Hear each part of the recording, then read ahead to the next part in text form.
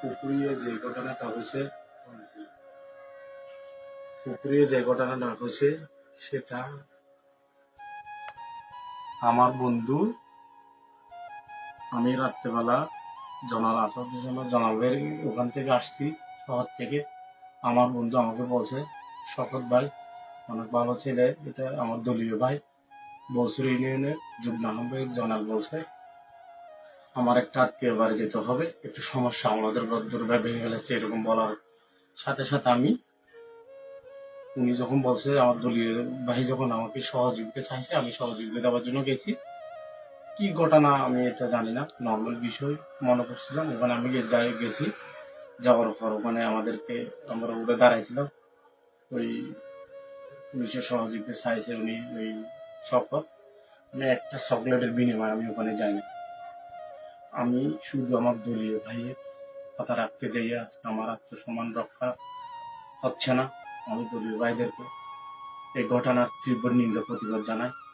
আমার ছেলের কসম হয়ে আমি বলতেছি, এই ঘটনার এগুলোর সাথে আমি জড়িত নাই। আমি কোরআন ধরে শপথ করে বলতে পারবো, আমার ছেলের হাত ধরে আমার ছেলের কসম খেয়ে আমি বলতে পারবো এই ঘটনার সাথে আমি কোনো জড়িত ছিলাম না।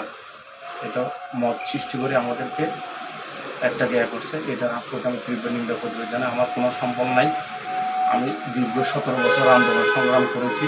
আপনারা দেখেছেন আমার 3টে ভাই সৌদি আরবে থাকে, আমি বাড়িতে থাকি। এটা আমার দোতলা বাড়ি, আমার সাধনপুরে বাড়ি আছে, বনি প্লাজার আমার ভাইদের দোকান আছে। আমি নিজে ব্যবসা করি। আমি আজকেও কি খাতুনগঞ্জ থেকে, ঢাকা থেকে ফলি ব্যাগ ট্যাগ এগুলো এনে আমি দোকানে সেল দিই, মানে ডিপ ডিলারের ব্যবসা করি। আমি একজন, আমার বাপ কৃষি কাজ করতো। আমার বাবার কোনোদিন মামলা নেই, আমার ভাইদের মামলা নেই, আমাদেরও কোনোদিন কোনো জায়গায় কোনো কিছুর কোনো মামলা নেই। আমরা বাদীও নেই, আসামিও নেই আমাদের ঘরে। আমরা এরকম ফ্যামিলির সন্তান, গরিবের সন্তান, অনেক দুঃখ কষ্ট করে আমরা মানুষ হয়েছি। আমি চাই সুন্দরভাবে জীবনযাপন করতে। আমি কারো খারাপ হতে চাই, রাজনীতি করতে যাই আজকে আমার এত, রাজনীতি ভাইয়ের কথা রাখতে গিয়ে আজকে আমার এত মানুষ মনে আনিয়েছে। এটার এখনো বিচার পাই নাই। বিচারের জন্য অনেক নেতার কাছে গিয়েছি এবং বুঝাচ্ছি এই ঘটনার সাথে আমি জড়িত ছিলাম না। আমাকে শপথ ভাই বলছে, আমার হেল্প করছে, হেল্প দেওয়ার জন্য আমি যেতে বাধ্য হয়েছি। প্রিয় বন্ধুরা, প্রিয় সহযোদ্ধারা, আল্লাহর কসম এই ঘটনার সাথে আমি কোনো জড়িত নাই। আমাকে বলেছে, আমি গেছি, রাত্রেবেলা যাওয়াটা আমার অপরাধ।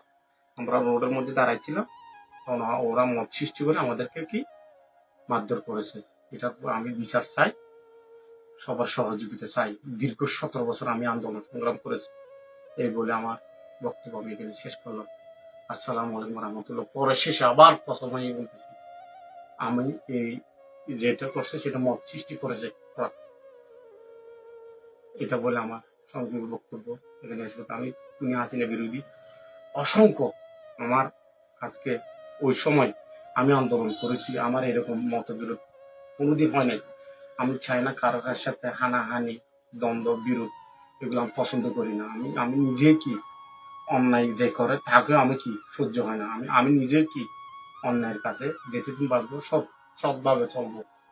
কারো ক্ষতি, কাউকে অভদ্র ভাষায়, কাউকে মনে কষ্ট আসার মতো কোনোদিন আমি কথা বলি না। আমি নিজে কষ্ট পাবো, কাউকে এই বলে আমি এখানে শেষ করলাম। আসসালামু আলাইকুম রহমতুল্লাহ।